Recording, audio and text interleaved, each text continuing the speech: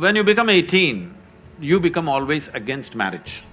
But when you were 3 years of age, you were for marriage, your parents' marriage. So it is for you to consider whether you want to live a life where emotionally you're always looking out for somebody, or you settle it in a certain way so that you can use your intelligence and time to create something else.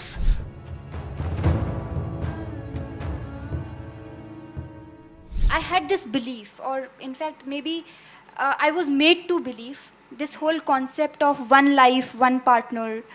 But now when I see or observe, the whole monogamous relationships do not seem to be existing anymore. The whole idea of it is gone. What you think about it? Oh, it's not gone, maybe in JNU it's gone.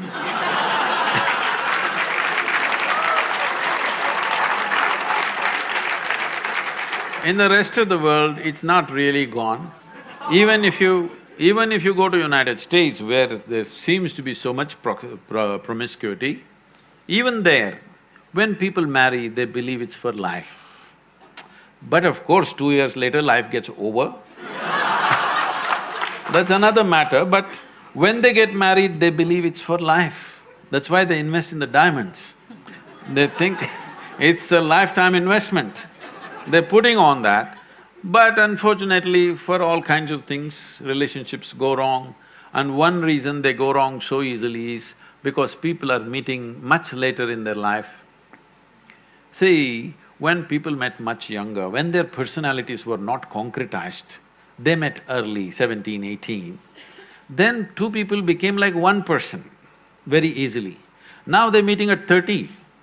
Now both are concretized, two concrete blocks. But I'm seeing young people, if they marry, they hang on.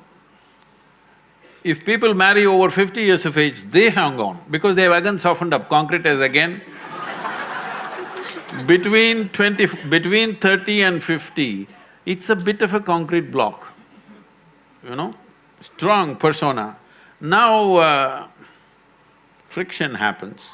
Well, if they are wise, they will find something beyond. Well, monogamy and polygamy or whatever kind of gamy, if you want to see, the important thing we need to understand is,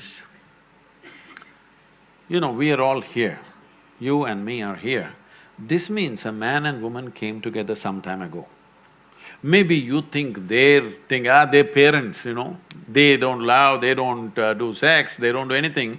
Just because a priest uttered a mantra, you were born, probably. No, it's not like that. Somebody had a physical need, so they handle it through marriage, and we are here. When you become 18, you become always against marriage. But when you were 3 years of age, you were for marriage, your parents' marriage. When you were 3 years of age, were you not glad your parents had a stable marriage? Hello? Yes. When you're 18, you think of free sex and no marriage and everything. But once again, if you become 50, 55, then you will look for a relationship that lasts. So it is for you to consider, because it's your life, to consider whether you want to live a life where emotionally you're always looking out for somebody, or you settle it in a certain way so that you can use your intelligence and time to create something else. Your research, your work or whatever you're doing, if emotions and body are settled, actually, your ability to use your intelligence will be much better.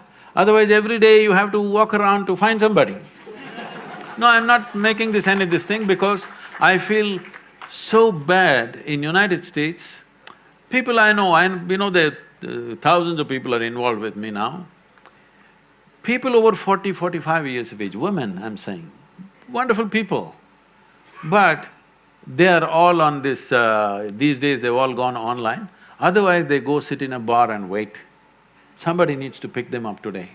It's terrible. Tinder generation. I'm sorry? Tinder generation. Whatever you want to call it.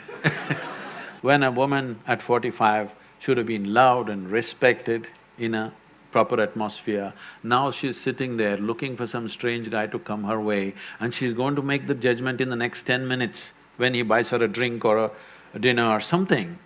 This is tragic. This doesn't mean everybody will go that way, but you must think of the larger well-being. Before you break a social structure, you must think whether we can replace it with a better structure. At any point in our life, let everybody understand this, whether it's a social structure or a political structure or a psychological setup in the society, whatever, before we break it, we must think through whether we have a better alternative system. Without an alternative system, if you break the existing damn thing that's working